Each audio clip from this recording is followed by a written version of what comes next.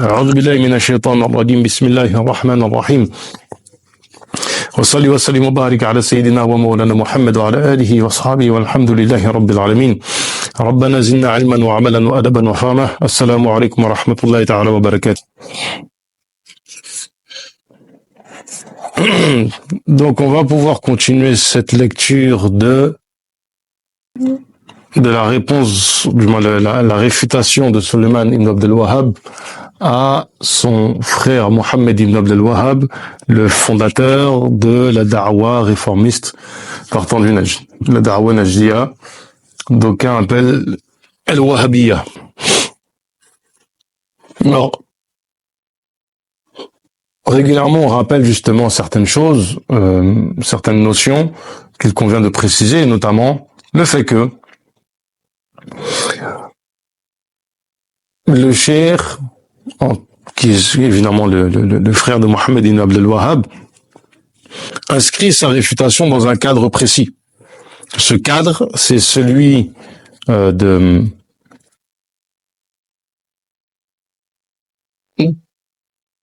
s'axe, on va dire, sur deux grands aspects. Le premier aspect, c'est de dire que Mohammed ibn Abdel Wahhab ne fait pas partie des gens de l'ijtihad, qui n'a pas les capacités de faire l'ijtihad, d'une part. D'autre part, étant donné qu'il n'a pas les capacités de faire l'ijtihad, il est obligatoire pour lui de suivre un savant mujtahid parmi ceux qui l'ont précédé.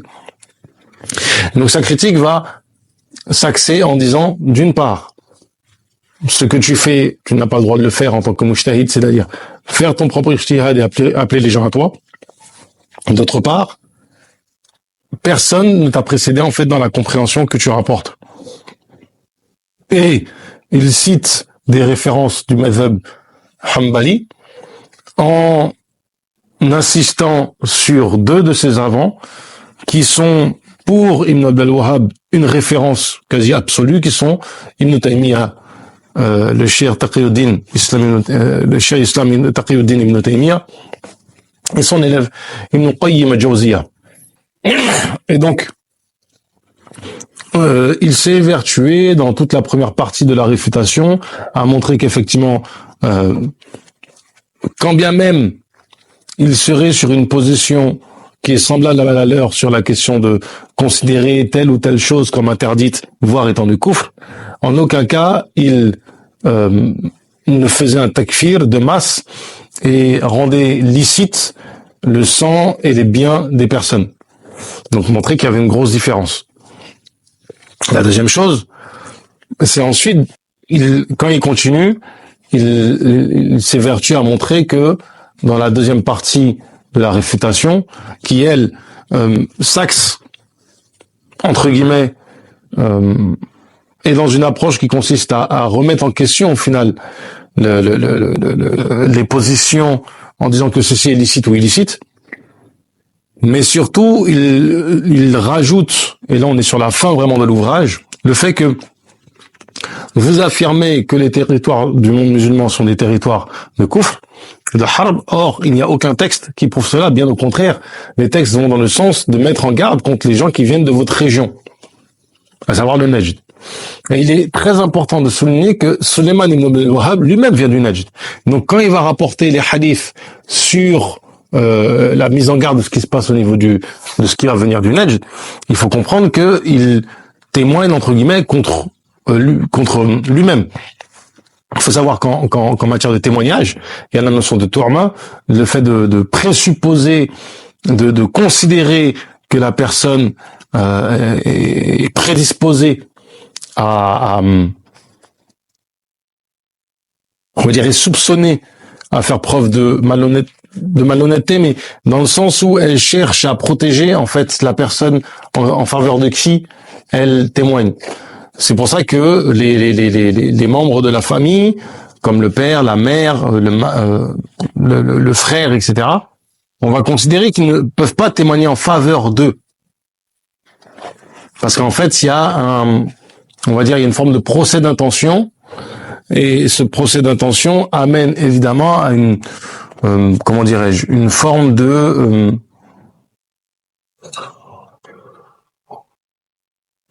comment dire cela? suspicion. On va être suspicieux en considérant qu'il est probable qu'ils essayent de sauver la personne et d'épargner en fait d'une punition. Tandis qu'à l'inverse, s'ils témoignent contre eux, on va dire oui, en fait, ils ont rien à y gagner.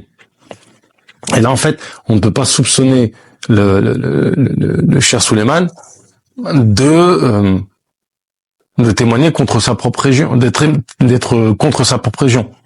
C'est sa région d'origine. C'est ses racines, etc.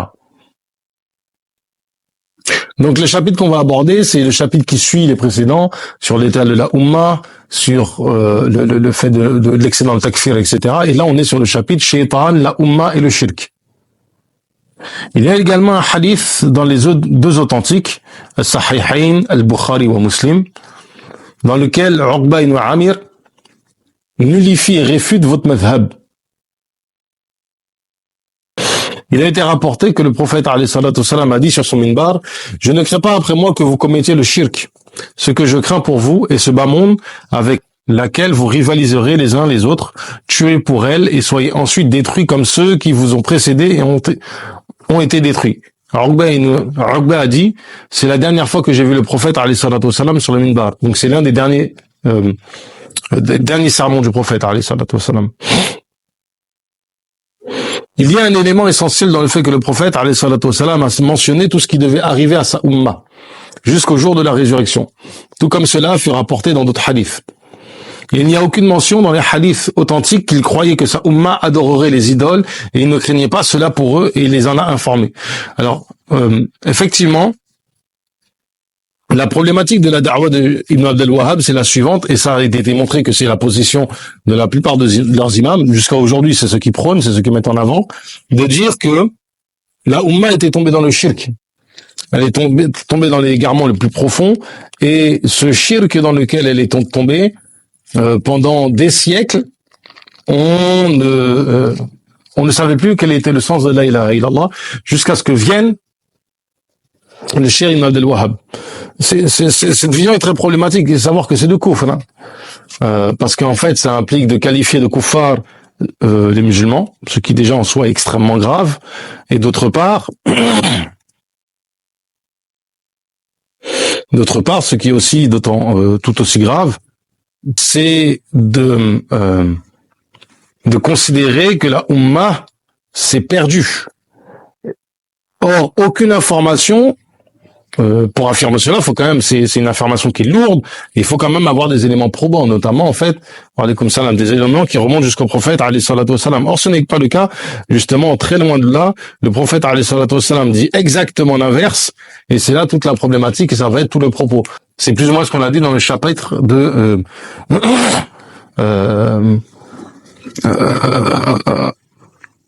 ce que disait, en fait, la semaine dernière dans l'autre chapitre. Il y a un élément essentiel dans le fait que le prophète alayhi salatu wassalam a mentionné, donc là on revient, ce qui a été dit, donc le prophète alayhi salatu wassalam, il n'y a aucune mention dans les hadiths authentiques qu'il croyait que sa umma adorerait les idoles et il ne craignait pas cela pour eux, il les en a informés. Quant à ceux qu'il craignait pour eux, il les en a informés, il les a avertis. Cela dit, ce qu'il craignait s'est produit et ce qui est contraire à votre façon, et ceci est contraire à votre façon de penser. En fait, une chose qui est rapportée justement à ce propos, c'est que certaines choses qui sont qualifiées de kufr par Mohammed ibn Abd al-Wahhab et ses partisans, c'est que c'était répandu dans tous les territoires musulmans, de l'Est à l'Ouest. Et dire que personne ne s'y est opposé, c'est-à-dire qu'il faut bien vous comprendre. L'idée n'est pas tant de dire que il y a des gens qui ne s'y ont opposés ou pas opposés, c'est qu'effectivement il y a des gens qui ont condamné par exemple des bid'ah autour des tombes, ce genre de choses. Et ça, tout le monde s'accorde sur ça. Là où on blâme Ibn Abd al-Wahhab, c'est d'avoir déclaré la guerre et d'avoir fait couler le sang, d'avoir rendu les biens et les personnes licites. C'est factuel. Celui qui remet cela en question ne connaît pas cette histoire-là, il ne connaît pas ce qui s'est passé. Et donc, dire le contraire, en fait, revient clairement à un mensonge. Quant à ce qu'il craignait pour eux, il les en a informés, il les a avertis. Cela dit, ce qu'il craignait s'est produit et ceci est contraire à votre façon de penser. La Ummah était basée sur votre affirmation selon laquelle elle adorait des idoles. Ces terres auraient été remplies d'idoles. C'est ça le propos. Tout cela était rempli de ce que vous considériez être des idoles, les tombes, les mausolées, etc. Et vous dites que quiconque ne qualifie pas de mécréant celui qui a commis ces choses et ces actions, alors il est lui-même mécréant également. Et il est bien connu que les musulmans dans leur totalité portent les jugements de l'islam sur quiconque prétend lui faire allégeance à cela et ne déclare pas comme mécréant celui qui a commis un tel acte. C'est ça en fait, c'est que par les ulémas, on n'a pas déclaré le sang des gens qui faisaient cela licite. Il faut se rappeler aussi qu'il y a il y a tout un chapitre où le cheikh a développé que beaucoup de bid'a qui se sont répandus à une époque ont considéré que c'était une bid'a, voire que c'était de la mécréance, et que même des gens comme Jahm bin Safwan qui ont été condamnés à la peine capitale, ben en fait non, c'était un had. C'était pas en tant que sur la base d'un takfir.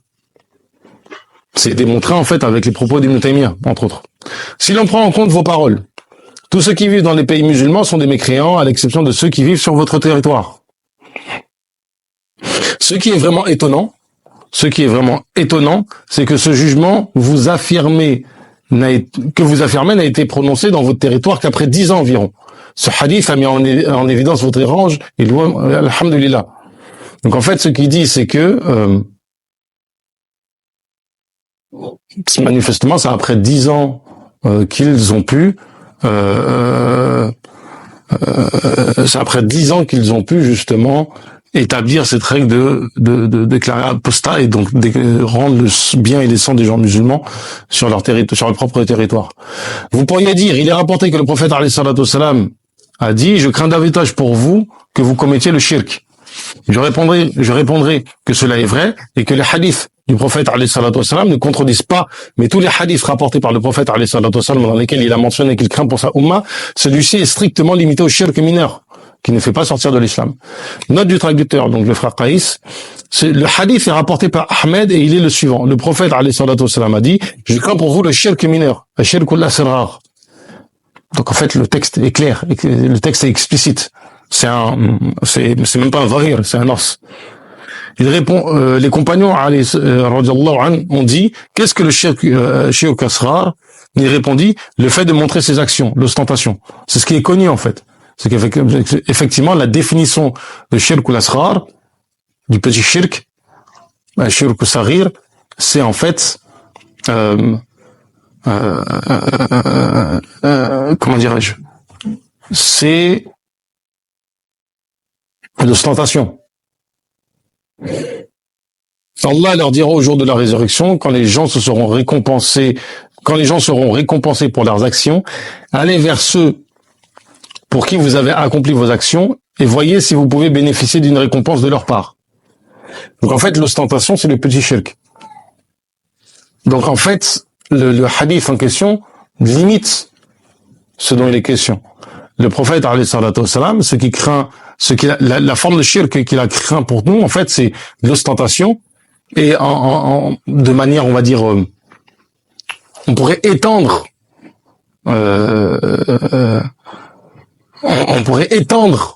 si vous voulez la compréhension, en disant que, en fait, il est question des maladies du cœur. Et là, pour le coup, justement, il y a un problème, c'est qu'en fait, ça renvoie au tasawwuf et vous considérez que le tasawwuf est une bid'a. Qu'est-ce qu'on peut faire pour vous quand vous êtes dans une situation aussi catastrophique, d'un point de vue du savoir, de la connaissance, etc. Cela peut être vu également dans un hadith similaire rapporté par Shaddad ibn Aus, Abu Hurayra radiyallahu anhu et Mahmoud ibn Labid. Cela s'est produit de telle sorte que la terre est remplie de ses actions. C'est exactement ce qu'ils avaient craint pour eux. Ils craignaient les musulmans, ne tombent dans les troubles et ne se combattent pour les choses de ce bas monde. Effectivement. Cela s'est produit et cela signifie que vous avez nommé le shirk mineur comme étant du shirk majeur. Donc en fait, vous avez fait une bid'a d'un point de vue de la sunna du prophète alayhi salatu wassalam. Vous avez déclaré les musulmans comme étant des mécréants et vous avez déclaré même mécréants ceux qui ne les rendent pas mécréants. Les ahadiths sont formels. La vérité est manifeste et claire et louange à Allah. Une autre preuve contre vous et votre madhhab, et ce qui a été rapporté par Muslim dans son sahih de Jabir ibn Abdullah, que le prophète alayhi salatu wassalam a dit, Satan a perdu tout espoir d'être adoré dans la péninsule arabique par ceux qui accomplissent la prière, mais pas de semer la discorde entre eux. Effectivement, le prophète alayhi salatu wassalam nous a prévenu des troubles. En fait, ce qu'il faut comprendre, le propos ici, c'est-à-dire que 3-4 derniers chapitres, le propos était de dire, les textes ne vont pas dans le sens de ce que vous dites. En fait, la première phase, c'était de critiquer leur position en tant que telle, en disant que vos positions ne s'accordent pas avec ce qui a été rapporté des prédécesseurs. On rappelle, la critique, c'est la suivante. Tu n'as pas les capacités d'ijtihad. Si tu n'as pas les capacités d'ijtihad, tu dois te référer à des savants mujtahid des musulmans. Est-ce que les savants mujtahid parmi les musulmans ont été dans votre sens? Non. Même ceux qui considéraient, par exemple, le tawassul comme étant interdit, ou le tabarruk comme étant interdit, ou l'istirasa comme étant interdit, même qui disent que c'est de la mécréance. Même eux ont considéré, donc Ibn Taym et Ibn Qayyim al-Jawziyya, qui sont vraiment isolés dans cet avis, en fait. Hein. Faut comprendre. C'est important de rappeler qu'ils sont isolés sur cet avis. Même eux ne considèrent pas que le bien et le sang du musulman devient licite par ce fait-là. De même que, pour des questions encore plus graves, comme par exemple certaines bid'a en matière de aqida, comme sur le calme d'Allah, etc., ce genre de choses, Allah.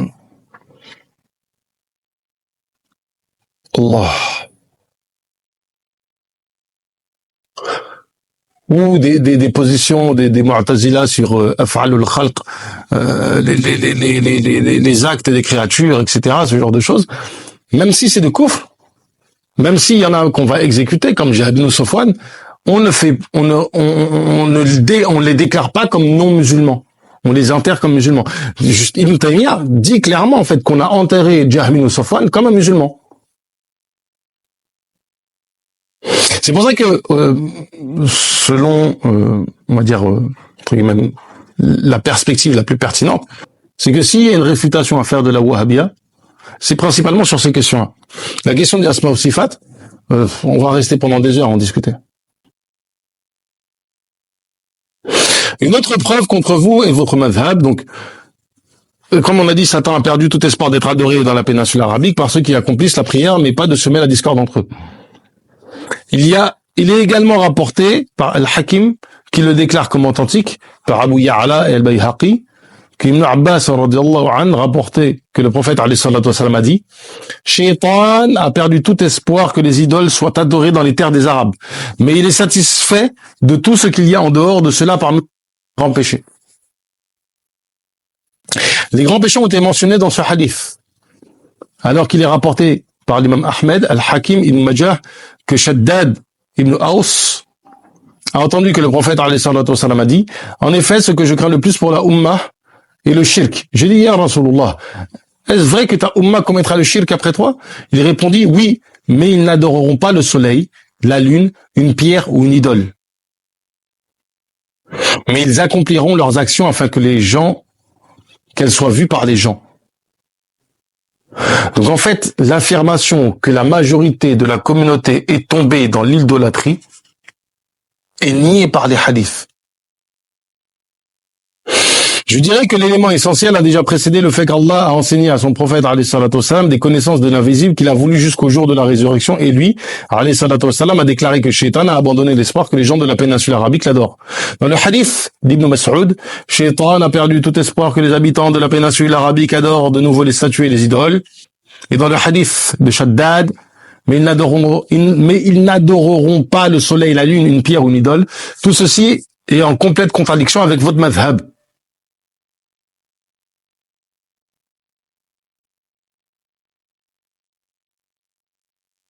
En effet, Bassora et les villes environnantes d'Irak, en dehors de Dajlah, contiennent des endroits où se trouvent les tombes de Ali, radiyallahu anhu, Al-Hussein, radiyallahu anhu. Il existe également des tombes dans tout le Yémen ainsi que dans le Hijaz qui sont visitées et vénérées.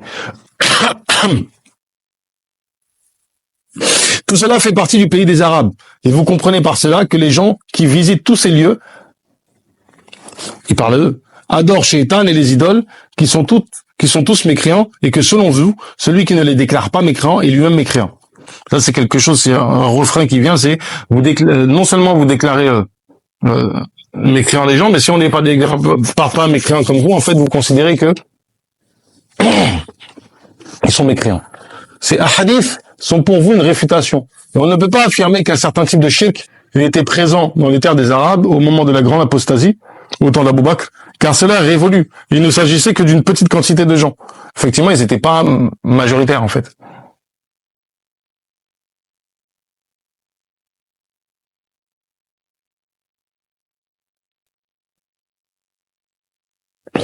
Donc ceci est comme si, et comme ce qui a été précédemment cité, cela ne dépasse pas les limites. À savoir que, je crois que c'est Omar ibn Khattab radiyallahu anhu qui faisait cette remarque quand il y a eu les guerres d'apostasie. Il a dit, remarque qu'en fait, les gens ne sont pas retournés à l'ancienne religion. Ils ont innové en fait des nouveaux prophètes, en affirmant l'unicité d'Allah. C'est-à-dire que ils ont nié la prophétie du prophète alayhi salatu wassalam, et c'est là que se situe leur kufr. Mais ils ne sont pas revenus à leur ancienne idole.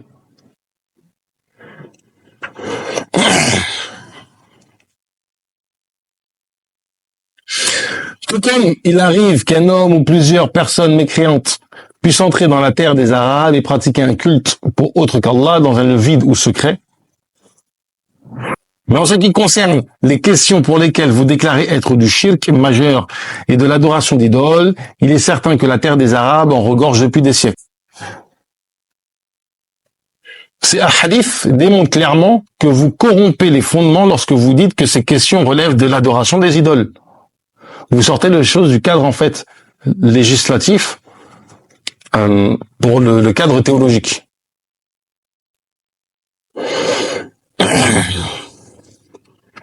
Vous trompez également lorsque vous prétendez que le groupe sauvé ne se trouve que dans une partie de la terre, car il n'existe aucun texte qui le justifie. Il n'y a aucun texte qui permet d'affirmer que il y a un groupe sauvé, ce groupe-là se situe dans le Najd. Car il n'existe aucun texte qui le justifie. Si ces actions faisaient partie de l'adoration des idoles et du shirk majeur, alors le groupe sauvé, qui est victorieux et manifeste jusqu'au jour de la résurrection, les aurait combattus depuis tous ces siècles. Parce qu'en fait, dans le hadith, il est dit que le groupe sauvé est soutenu par Allah Ta'ala.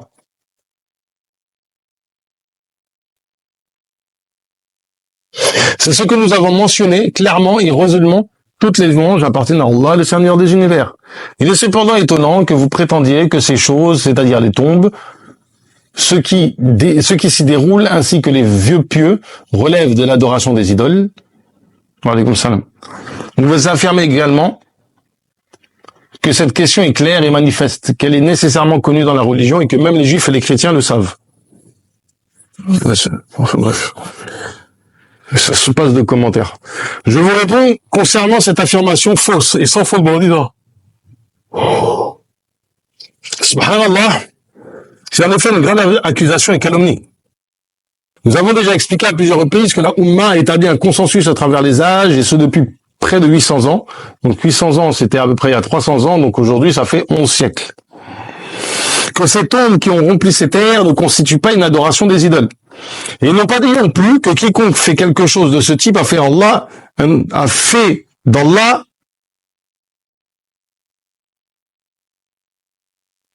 Et ils n'ont pas dit non plus que quiconque fait quelque chose de ce type a fait d'Allah un autre Dieu, en fait il lui a associé une divinité, ni qu'ils ont jugé que ces gens adoraient des idoles, ni qu'ils avaient apostasié.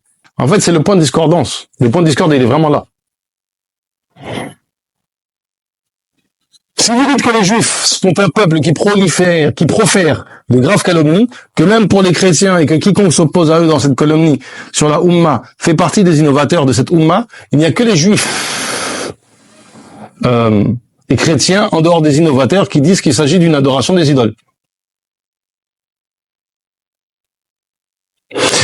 Nous vous répondons que vous avez dit la vérité car cela provient de leur calomnie.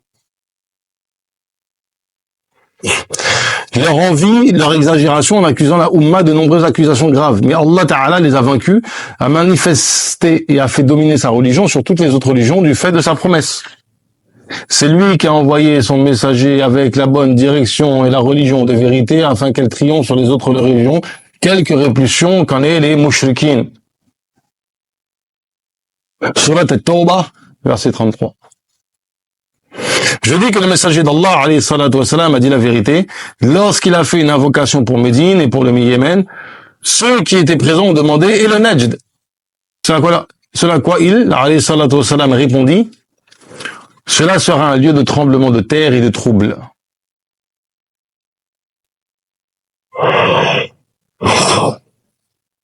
Wallah, le trouble des passions est certainement un trouble. Oui, il en va même pour l'oppression, qui est connue des élites et des gens lambda, pour ce qu'elle est réellement au grand jour. Cette situation constitue désormais une oppression qui dépasse les limites et qui est en opposition directe avec la religion de l'islam. Il est donc obligatoire de s'en repentir. C'est le plus léger parmi les nombreux troubles du suivi des passions qui ont égaré les gens de la religion islamique. Le fondateur de ce mouvement est décrit comme étant, Paul dit, voulez-vous que nous vous apprenions lesquels sont les plus grands perdants en œuvre, ceux dont l'effort dans la vie présente s'est égaré et qui s'imaginent faire le bien. Surat Al-Kahf, versets 103 et 104. Verset wa alaykoum salam. Effectivement, dans Surat Al-Kahf, on parle de plusieurs choses, et notamment dans les 10 derniers versets de Coran, en fait, on parle justement des gens qui font des œuvres, mais que ces œuvres, en fait, sont balayées. Et, en fait, la chose, c'est que le Coran, de manière majaz, parle de bonnes actions. Parce qu'effectivement, de manière majaz, en apparence, de façon figurée, ces actions-là sont,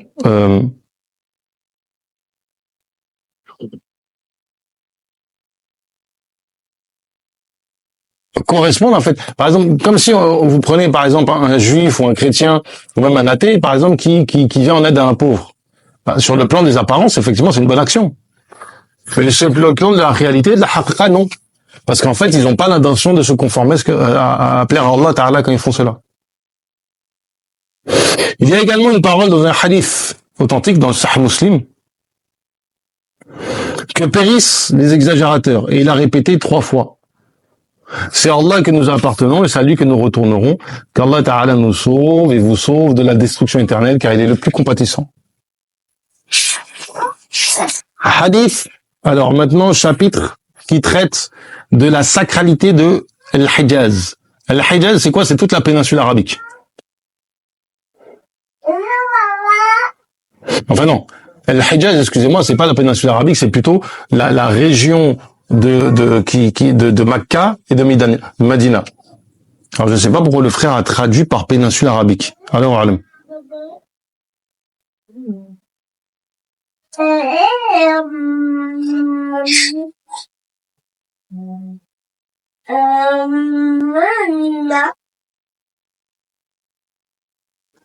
Parce qu'effectivement on verra que c'est le Hijaz qui est visé. Donc le Hijaz, c'est la région où il y a Makka et Medina, qui, si je me trompe pas, Jeddah, parce qu'en fait, c'est la région où, centre-ouest de la péninsule arabique, de ce qu'on appelle aujourd'hui, en fait, l'Arabie Saoudite. Et vous verrez qu'en fait, la région du Hijaz historique, de toute façon, les gens qui peuvent, ils vont regarder, ils vont la voir, c'est assez facile à identifier. Votre madhab s'avère être encore plus faux vis-à-vis de ce qui a été rapporté par Amr ibn al-Ahwas, qui a entendu le prophète alayhi salatu wassalam dire lors du dernier pèlerinage, en effet, Shaitan a déjà perdu à jamais tout espoir d'être un jour adoré dans votre terre, savoir la terre des Arabes. Mais il sera obéi par les gens dans une partie de ce que vous accomplissez dans vos actions et il en sera satisfait. En gros, ils vont commettre des péchés. Donc ils vont pas sortir de l'islam, ils vont pas faire du shirk, mais ils vont commettre des péchés.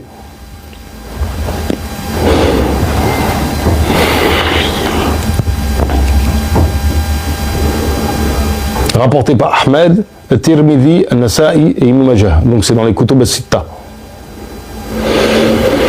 Dans les Sunan. Parce que c'est Sunan... l'imam Ahmed, c'est pas un Sunan, c'est un Musnad.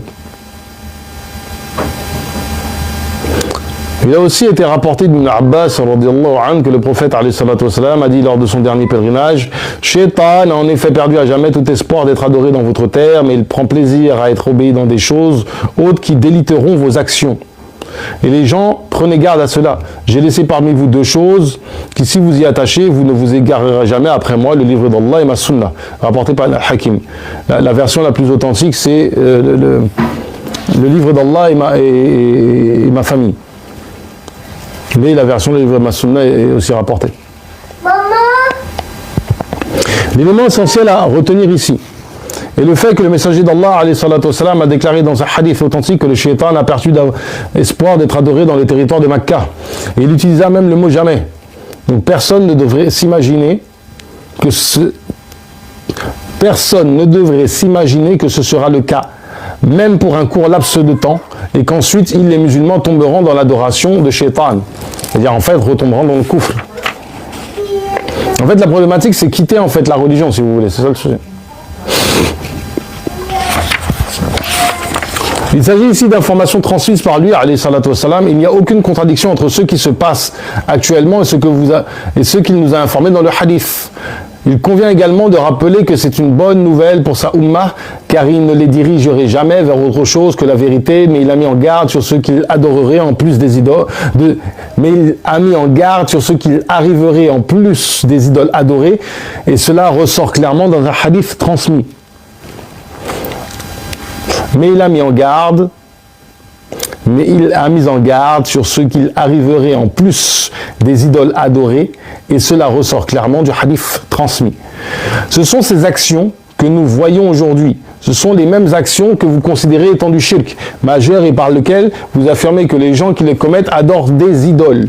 La plupart de ce qui est présent à la noble Mecque, Makkah, et chez ses habitants, qu'il s'agisse de leurs dirigeants, savants ou musulmans lambda, est advenu depuis très longtemps, et en fait depuis plus de 600 ans. Depuis plus de 600 ans. Wa alaykoum salam. Vous devez comprendre pourquoi les dirigeants savants et musulmans lambda sont désormais tous vos ennemis. Ils vous maudissent et demandent à Allah de tous vous maudire en raison de votre madhhab nouvellement créé. C'est intéressant ici, c'est qu'à un moment donné est venu, en fait, on a commencé à les maudire, en fait, même publiquement, en fait. Parce qu'effectivement, il faut comprendre que la divergence au sujet des Wahhabis, c'est que certains considéraient qu'ils n'étaient pas musulmans à l'origine. Et notamment, quand on regarde, c'est souvent ceux qui étaient proches d'eux, qui les ont vus, en fait, commettre des actes les plus détestables. Parce qu'en fait, le sang a coulé. On parle de milliers de populations, de villages entiers, de villes entières. Taïf a été... Ils ont... Allah. Non. Le jugement concernant les 3 groupes de personnes mentionnées est que leurs savants, dirigeants et musulmans lambda sont tous musulmans et qu'ils sont tous soumis à la domination de l'islam. Et cela en dépit du fait qu'ils commettent des actions que vous déclarez être du shirk majeur.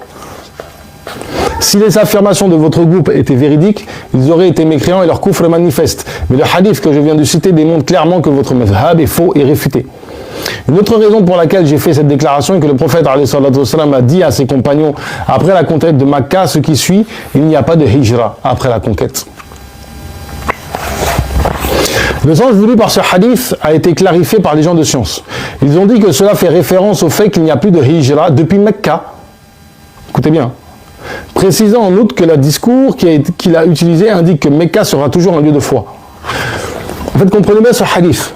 La parole, c'est la suivante. Il n'y a plus de hijra. Ce n'est pas général. Ça concerne le fait qu'il n'y a plus de hijra de Mecca pour venir à Medina. Il n'y a pas de hijra de Mecca à Médina. Parce qu'à l'époque, la première hijra, en fait, c'est partir de Mecca pour aller à Médina, pour sortir du territoire dirigé par les kuffars, pour rentrer dans des territoires dirigés par l'islam, par le prophète, alayhi salatu wassalam. Or, lorsque Mecca a été conquise, ben en fait, cette situation a changé. Et en disant qu'il n'y a plus de hijra de Mecca vers une autre ville, ça, le mafhoum,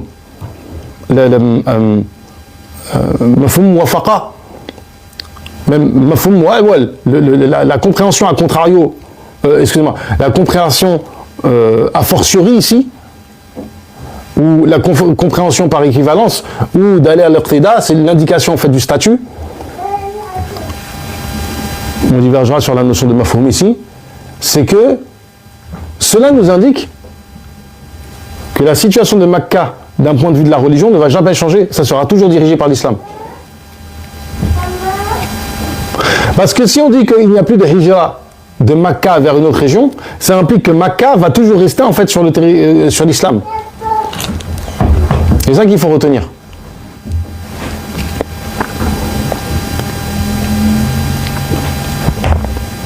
C'est un mafhoum, c'est une compréhension. C'est ce qui est tiré comme compréhension. C'est comme ça qu'on fait. Ça, c'est usul al-fiqh, c'est le dalil. C'est comme ça en fait. Souvent en fait, les gens ils disent le hadith il est clair. Cette parole en fait qu'on utilise en français malheureusement n'a pas de sens d'un point de vue du fiqh et de usul al-fiqh. Ceci est en totale contradiction avec votre madhhab qui vous affirmez qu'il est obligatoire d'accomplir la hijra de Mecca vers ce qui est, selon vos prétentions, la terre de la foi, le territoire de Saoud et de Mohammed ibn Abdel Wahhab. Alors, note de notre frère Qais al-Hambali, le traducteur. Mohammed ibn Abdel Wahhab a dit en réponse à Suleiman ibn Suhaym, il est connu que les gens de notre terre, Al-Najd, et du territoire du Hijaz, que ceux qui rejettent la résurrection sont plus nombreux que ceux qui l'acceptent, et que ceux qui connaissent la religion sont moins nombreux que ceux qui ne la connaissent pas. Mais qu'est-ce que c'est que ces paroles ?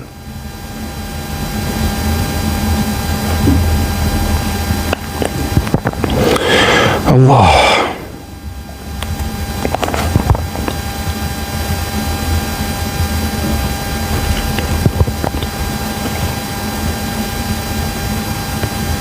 En fait, il est connu que chez les gens de notre territoire, le Najd et le Hijaz, la majorité des gens en fait rejettent la résurrection. Alors déjà, c'est une dinguerie de dire ça.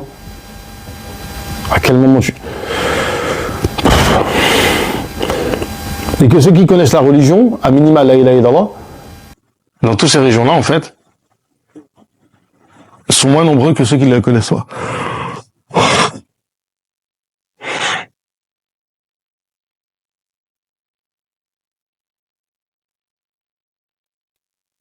C'est juste fou.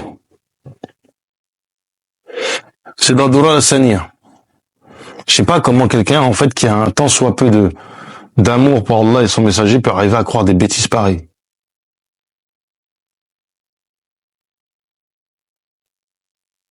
Dans la lettre de Saoud ibn Abdel Aziz, qui est mort en 1229, s'adressant aux habitants de la Mecque,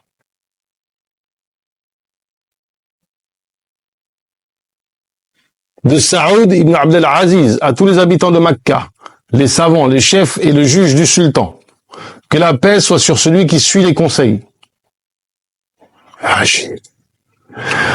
En gros, ici, il leur passe pas le salam. Il passe le salam à ceux qui vont écouter son conseil. C'est comme ça que le prophète, alayhi salatu wassalam, quand il avait écrit, en fait, on va y venir, en fait.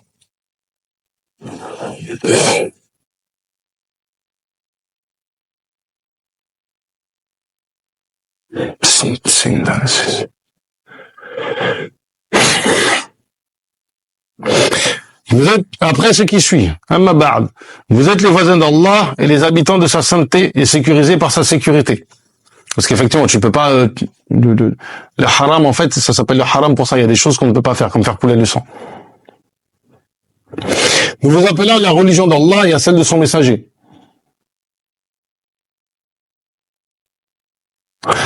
Dis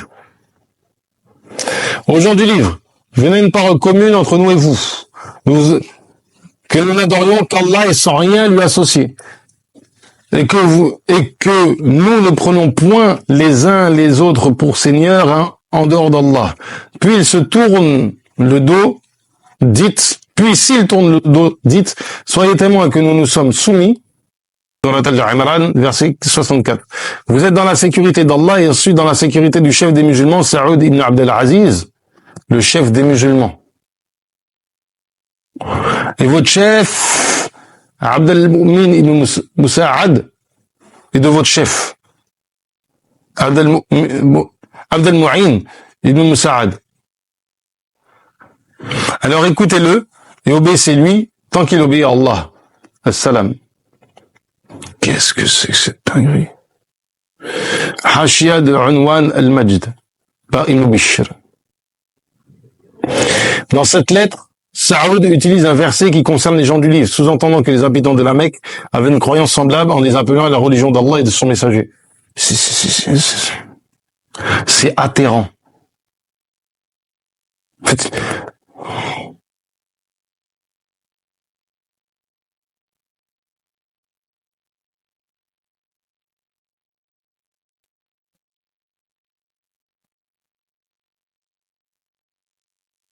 En fait, le truc, t'as beau savoir, quand tu lis comme ça, tu dis, mais c'est pas possible, à quel moment quelqu'un... En fait, le plus fou, c'est de se dire qu'aujourd'hui, il y a vraiment des gens dans la communauté musulmane qui croient ça. Alors que les frères wahhabis avec qui on parle, là, ils croient à ça. Ceux qui disent qu'Ibn Abdel Wahhab a du bien dans sa da'wa, ils croient à ces bêtises-là.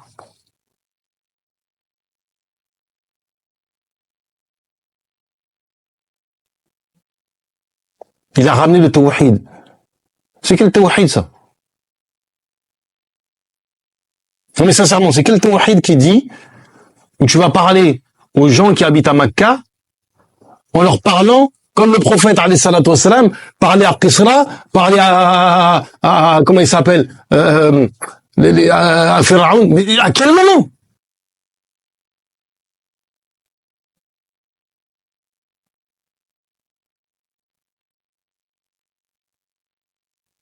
Ajib. Sulaiman ibn Sahman, savant wahhabi né en 1850, a dit dans Minhaj Ahlul Haq, nous ne connaissons pas la religion de ceux qui sont dans la péninsule arabique dans leur totalité, mais de ce qui est apparent et que la grande majorité d'entre eux ou la plupart ne sont pas sur l'islam. C'est une blague. Wa alaykoum salam. La majorité ne sont pas sur l'islam.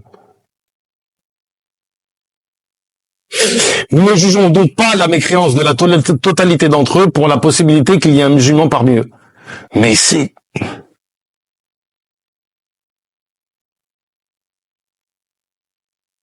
La ta'lam ma hum alayhi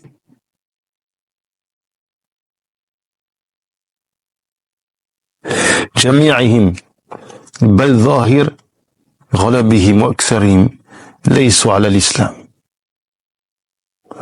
Mais c'est quoi cette dinguerie?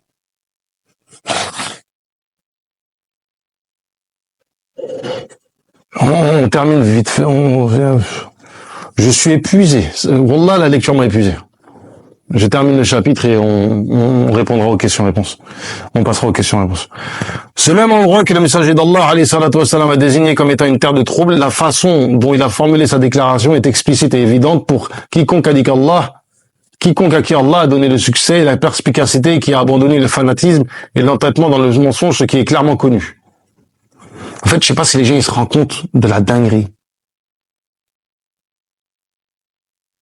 En fait, toi qui viens du territoire où le prophète alayhi salatu wassalam a dit il va revenir des fitnas, tu dis aux gens de Makka, vous n'êtes pas musulmans. Wa alaykoum salam. Après la fin de la lecture, on va répondre, Inch'Allah.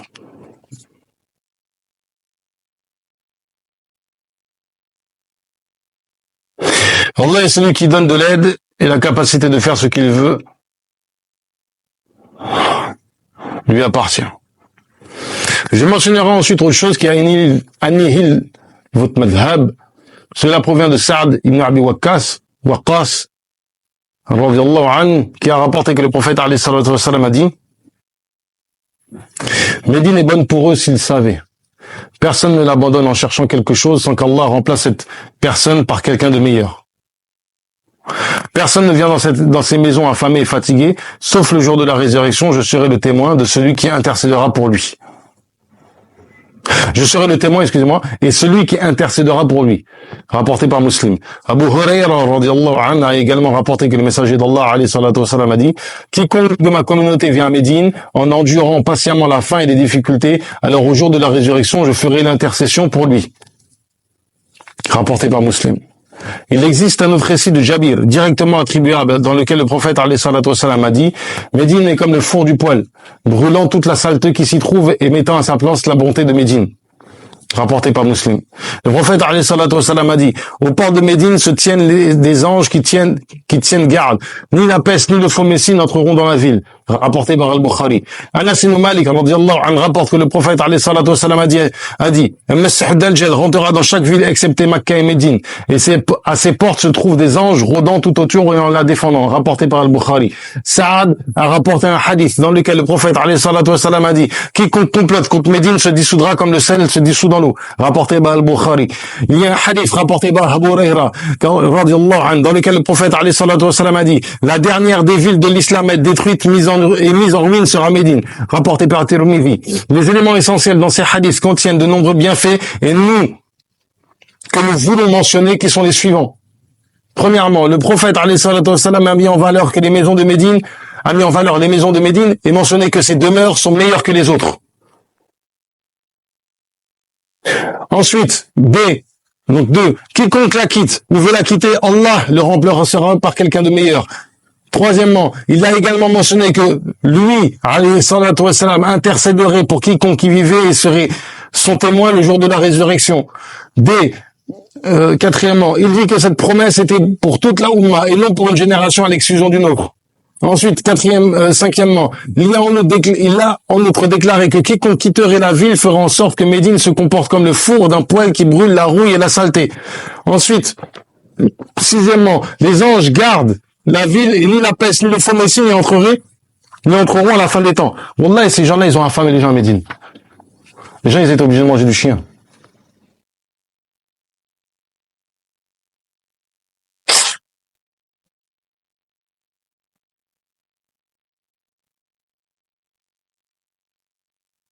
Septièmement, les anges gardent la ville et ni la peste ni le faux messie n'y entreront, le Masih Dajjal n'y entreront à la fin des temps.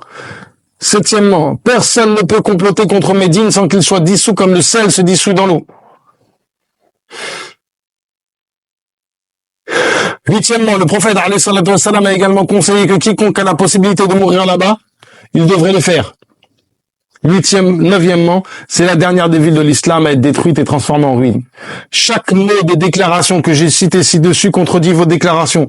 Les choses que vous voyez s'accomplir là-bas à Médine, vous appelez ces gens mécréants et vous nommez ce qu'ils utilisent, les mausolées, les tombes, etc., comme étant des idoles. Celui qui accomplirait une chose que vous rejetez, alors il est un adorateur d'idoles qui a commis de shirk majeur. Celui qui ne traite pas ces personnes de mécréants est aussi, selon vous, un mécréant. Quiconque connaît Médine et ses habitants sait très bien que les choses qui s'y font sont très nombreuses. Beaucoup plus de choses de ce genre se font à Dubaï en Irak et dans toutes les autres villes de l'islam. Ces choses ont existé pendant de nombreux siècles, sur une longue période, encore une fois, 600 ans ou plus. Tous les gens qu'il s'agisse des dirigeants, des savants, des gouverneurs et autres, sont soumis au règne de l'islam. Ces gens sont vos ennemis. Ils vous maudissent ainsi que votre madhab, le madhab du takfir, et donnent ses actions idoles et dieux auprès d'Allah.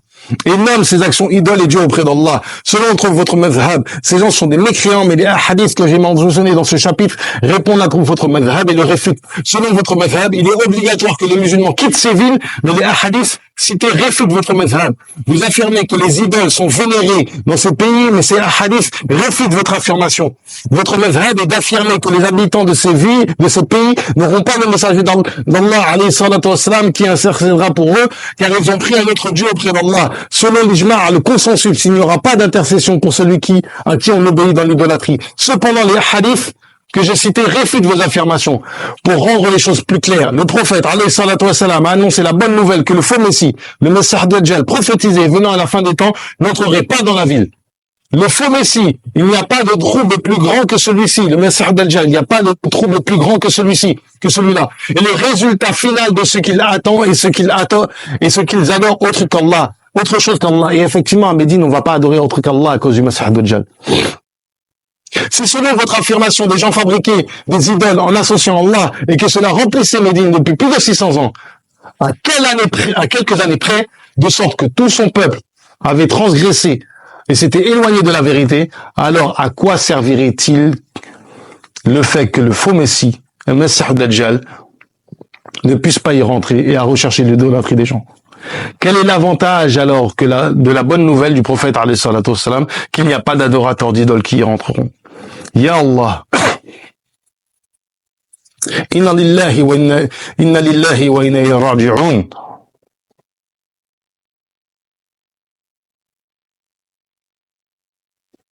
Inna lillahi wa ilayhi raji'un.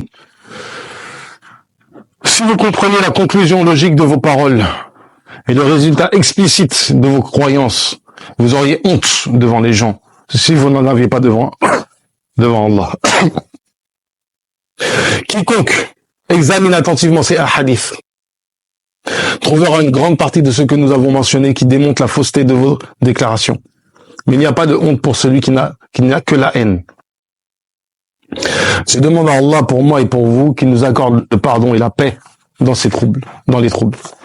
سبحانك اللهم وبحمدك أشهد أن لا إله إلا أنت واستغفرك وأتوب إليك وصلي وسلم وبارك على سيدنا ومولانا محمد وعلى آله وأصحابه والحمد لله رب العالمين.